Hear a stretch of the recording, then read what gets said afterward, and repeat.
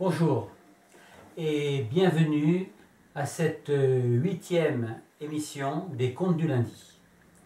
Aujourd'hui, nous allons parler d'un sujet qui est traité très souvent en ce moment dans la presse. Ce sont les frais bancaires et notamment les nouveaux frais bancaires et notamment l'augmentation énorme des frais bancaires. Tous ceux qui traitent ça, bon, je consulte la presse, je consulte les journaux, j'écoute les associations. Tous ceux qui traitent ça passent à côté du problème. Car on traite ça du genre qui est le moins cher.com. On va comparer les différents tarifs, trouver quel est le moins cher. Évidemment, on ne peut pas aller à la BNP parce que tel frais est moins cher et à la Générale parce que tel autre est moins cher. Il faut choisir une seule banque. Le problème, il n'est pas là. Qu'une entreprise facture des frais pour couvrir ses coûts et pour facturer des services, c'est normal. Seulement le problème avec les banques, c'est qu'il n'y a pas toujours de service derrière et ces frais, finalement, personne n'est capable de les expliquer et surtout pas les banquiers qui sont très embarrassés pour nous donner une explication rationnelle. Alors, pour revenir un peu en arrière, les banques, depuis la loi du 13 juin 1941, qui a réorganisé tout le secteur bancaire, il y a eu les lois ensuite de 1945 et aussi la loi du 24 janvier 1984, les banques rendaient des services, un service obligatoire qui était le service de caisse, c'est-à-dire mettre à disposition un guichet, effectuer les virements, faire un certain nombre d'opérations, les opérations courantes. Depuis 1941, les banques ne pouvaient pas facturer ce service qui devait être gratuit, mais en contrepartie, la loi interdisait la rémunération des comptes courants. Ce qui veut dire que les banques disposaient des montants sur les comptes de ses clients. Elle, évidemment, faisait ses opérations ailleurs, notamment de crédit pour les rentabiliser, mais en contrepartie devait rendre ce service de caisse, c'est-à-dire tous les virements, les prélèvements, les paiements, enfin tout. Ensuite, il y a eu, dans les années 70, l'informatisation du secteur bancaire. Et à la fin des années 80, on peut dire que cette informatisation et cette automatisation étaient terminées. Je prends l'exemple d'un virement. Un virement, au début des années 70, c'était une liasse à remplir avec 6 feuillets. Un qui était à la compta, un qui était au client, trois qui étaient dans l'établissement qui devait recevoir le client. Enfin bref, c'était un véritable travail qui nécessitait du personnel administratif et comptable. Mais à l'époque, évidemment, du fait que la banque ne pouvait pas le facturer et que la banque finalement se payait largement sur l'utilisation des fonds en compte courant, ça tournait normalement, c'était comme ça. À partir de 80-90, les banques n'ont plus tous ces frais. Un virement s'était fait automatiquement, c'était instantané. Alors on aurait pu penser que les banques n'ayant plus de frais pour le service de caisse, auraient pu rémunérer d'une manière ou d'une autre les comptes courants. Eh bien non. Non seulement elles n'avaient plus de frais, non seulement elles avaient toujours le bénéfice des comptes courants sans intérêt, mais elles ont commencé à facturer et c'était devenu une double facturation. Ça, c'est depuis début 92. En 92, donc j'étais responsable marketing dans une fédération du Crédit Mutuel et j'ai été chargé d'établir la première grille tarifaire. Le souci que j'avais, c'était de bien voir ce qui était fait en agence, dans les caisses de Crédit Mutuel, de voir le temps que ça prenait, le personnel que ça prenait, le service que ça rendait, etc., pour fixer un tarif. Ça, c'était début 92. Donc, à partir de là, les services qui, de toute façon, ne coûtaient plus rien à la banque, sont devenus payants. C'est un paradoxe, mais on n'en est pas à un près. Alors, aujourd'hui, eh bien, ces tarifs ont augmenté et se sont multipliés. Et on peut se poser la question de savoir quel est le service qui est rendu derrière. Je prends un exemple. le plus frappant, ce sont les frais de tenue de compte. Qu'est-ce que c'est concrètement? On vous facture ces frais. Donc la banque tient votre compte. Mais comment elle tient votre compte? Par les pieds, par les oreilles, je ne sais pas. Comment elle tient un compte? Alors si on me dit oui, mais s'il y a une écriture qui se présente à découvert, etc. Non, non, non. Ça, c'est facturé par les frais d'intervention et les frais de refus. Ça, c'est autre chose. Les frais de tenue de compte, c'est quand le compte ne bouge pas. Et si le compte ne bouge pas plus d'1 an, je crois, dans certains établissements, on prend des frais encore plus importants. Alors, je répète ma question au banquier. Décrivez-moi le service rendu par la tenue du compte. Premièrement, qui va tenir le compte? Quel est l'employé? Et que cet employé m'explique qu'est-ce qu'il fait pour tenir un compte. Mais il sera bien embêté. Parce qu'évidemment, il n'y a rien derrière. Si vous êtes un professionnel, vous êtes maçon, vous avez un compte chez un fournisseur de matériaux. Vous allez avoir chez lui votre compte, c'est-à-dire en comptabilité, il y a votre nom. Pourquoi le fournisseur ne vous facturerait pas des frais de tenue de compte? Il ne les facturera pas parce qu'il est honnête. Parce qu'il ne peut pas, surtout, justifier du service rendu. Alors, il y a un article du Code du commerce qui dit, d'une manière tout à fait logique, que toute facturation, notamment de services, doit décrire avec précision le service.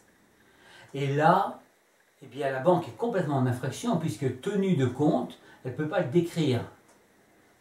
Alors j'ai fouillé un peu, notamment dans les textes du comité consultatif du secteur financier, alors qui dit les frais de tenue de compte, c'est les frais de gestion de compte. Alors là, on est dans l'hérésie totale. Frais de gestion de compte. Mais un banquier, comment fait-il pour gérer un compte s'il n'a pas un mandat de gestion lui donnant les limites de sa gestion? La gestion d'un compte, c'est dans certains cas pour la gestion de fortune, enfin les services de gestion de fortune, c'était de donner un mandat au banquier. S'il y avait telle somme d'argent, y placer de telle ou telle action, SICAV ou autre, ou obligation, dans certaines limites. C'est ça la gestion. Mais pour ça, il faut un mandat de gestion. Alors au jour le jour, votre compte courant à vous, comment la banque fait pour le gérer? Parce que les mots ont encore un sens. Gérer un compte, c'est s'occuper du compte. Et comment elle s'en occupe? Mystère. Alors, déjà, gestion de compte, on ne peut pas gérer un compte sans avoir un mandat de gestion. Sinon, ça s'appelle de l'immiscion dans la gestion. Et c'est puni par la loi, bien entendu. Alors, et frais de tenue de compte, frais de tenue de compte, d'ailleurs, amusez-vous avec votre banquier. Demandez-lui de décrire le travail qui est fourni pour tenir le compte. Alors, qu'est-ce qu'il va vous dire? Il va vous dire frais administratifs. Ok, lesquels? Quels sont les frais administratifs pour tenir le compte? Que fait l'administratif? Quelle est la description de son travail? Alors, il va inventer autre chose. Il y a frais de comptabilisation. Ah bon? Comment on fait? C'est pas comme il y a 30 ans ou 40 ans, où il y avait un comptable qui écrivait à la main. Encore, ça, il y a 50 ans, qui écrivait à la main l'opération. Il n'y a pas de frais de comptabilisation.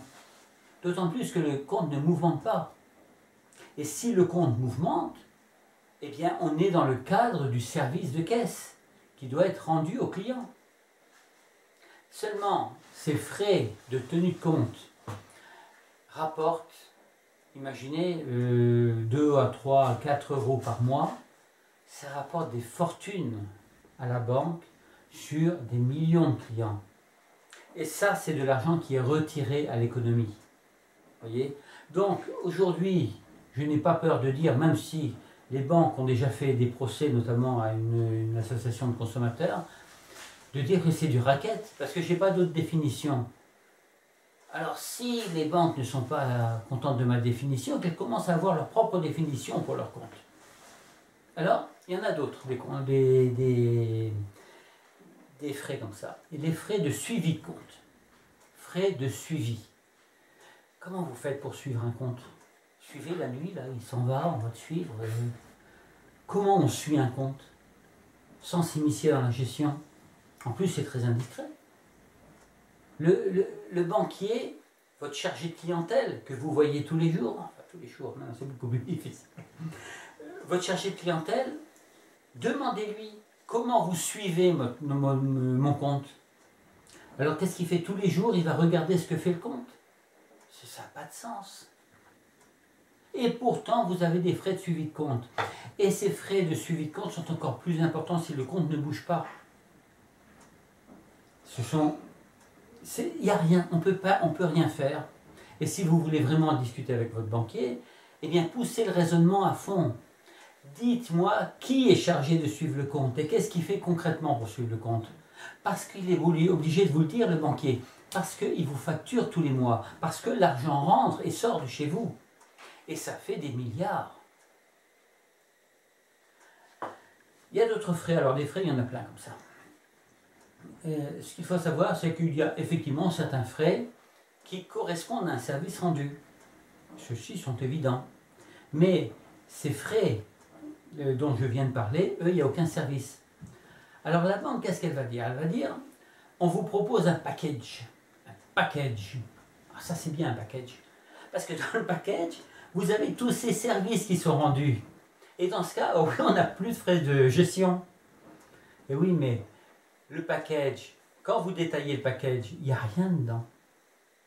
Et ça, le package, ça vous permet d'avoir encore plus de facturation. Alors, je terminerai par le pire. Le pire, ce sont les commissions d'intervention. Ah là, par contre, oui, il peut décrire. Et ça, depuis les années 60, où les banques ont commencé à faire ce type de crédit, de découvert, de facilité de caisse, il y a plusieurs appellations, avec des nuances. Eh bien, le travail en lui-même rendu, c'est lequel? Eh bien, depuis les années 60 jusqu'à ce matin, eh bien, le chargé de clientèle voit sur son écran les comptes en anomalie, alors que bon, le terme n'est pas tout à fait exact. Il voit votre nom, vous n'avez rien sur votre compte, vous avez un chèque de 200 € qui se présente. Là, il a un travail intellectuel, si je puis dire. Ce travail consiste à savoir si lui, représentant de la banque, donc si la banque va vous accorder un découvert supplémentaire de 200 € pour payer le chèque. Ah oui, là, il y a eu un travail, une intervention. Et donc, et tout naturellement, le chargé de clientèle va facturer cette intervention par des commissions d'intervention. Alors, si vous demandez au chargé de clientèle, vous allez l'épuiser, mais combien m'a coûté ce découvert? Bien, il va vous dire naturellement 8 €. Mais seulement non. Il a l'ordre de ne pas vous dire que ça a coûté 8 € parce que vous avez dépensé 8 € mais ça n'a pas coûté 8 €. Parce que le chargé de clientèle va vous expliquer que s'il avait décidé de ne pas vous accorder le découvert, il aurait quand même pris ces 8 €. C'est absurde. Et c'est pourtant ce qu'il va vous dire. En fait, il va plutôt s'en mêler dans son explication. Ces frais d'intervention qui correspondent à un travail alourdissent le coût des découverts et augmentent le taux effectif global. Celui-ci est donc erroné par rapport à celui qu'a annoncé la banque. La banque doit donc vous rembourser l'intégralité des frais d'intervention et depuis l'ouverture du compte. Et ça fait, surtout pour les professionnels, des sommes énormes. Alors les banques, notamment c'est la Banque Pop à Versailles, ils ont un super avocat. Ah, il a sorti des choses extraordinaires. Ça correspond à des frais administratifs. Oui, mais pas question, pas de possibilité d'expliquer en quoi il y a de l'administratif. Ça correspond à des frais de comptabilisation. Ben non, il ne peut pas l'expliquer non plus. Alors il a même sorti des frais d'écarté. Frais d'écarté. Alors, je pourrais expliquer à cet avocat de Versailles que les frais d'écarté, enfin que l'écarté, l'opération d'écarté, c'était quand les postmarqueuses travaillaient sur leur machine nationale, Westminster, il y avait aussi Westinghouse, il y avait Olivetti. Elles mettaient le carton du client à l'intérieur de la machine, elle tapait le chèque, et s'il n'y avait pas la provision, elle prenait le carton, elle l'écartait. Ça, c'était vrai jusqu'en 1972.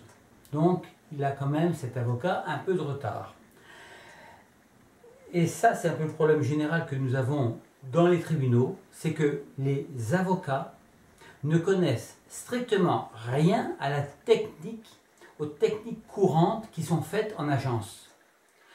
Les banques, les services juridiques des banques, se gardent bien d'ailleurs de les informer.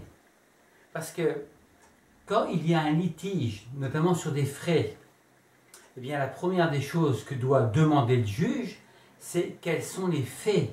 C'est établir les faits. Et les avocats en sont incapables.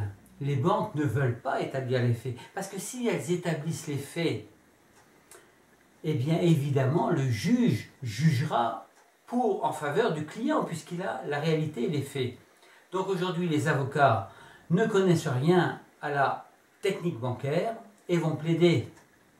Aujourd'hui des avocats qui connaissent à la fois le droit bancaire, ça il y en a beaucoup, et qui connaissent à fond la technique bancaire, là il y en a très peu.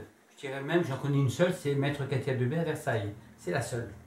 Qui maîtrise parfaitement la technique qui est utilisée en agence pour notamment générer les frais, le travail qui correspond, etc. Voilà. Donc, on en est là aujourd'hui. Alors voici, ça c'était la question des frais bancaires. Les frais bancaires, pour résumer, ils ne sont pas justifiés. Et de toute façon, la banque est incapable de les justifier, à moins de sortir des grands termes juridiques qu'elle-même ne comprenne même pas, mais la banque ne les justifie pas. Que ces frais doivent être, d'une manière ou d'une autre, remboursés au client.